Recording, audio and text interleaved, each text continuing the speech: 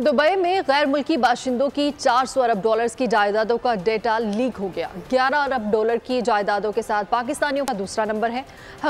हुकूमती अहलकार, सरकारी officer, retired अफराद समेत कई अहम शख्सियात जायदादों के मालिक निकले।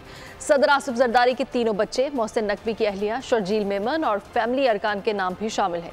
हुसैन नवाज, फराह गोगी, शेर अफजल मरवत, फैसल वावडा के भी जायदादें सामने आ गई।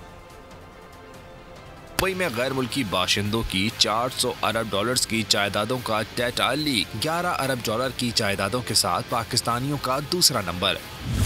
हुकूमती एहलकार, सरकारी ऑफिसर, रिटायर्ड अफराद समेत कई अहम शख्सियात जायदादों के मालिक निकले। सदर आसिफ जरदारी के तीनों बच्चों की दुबई में प्रॉपर्टीज।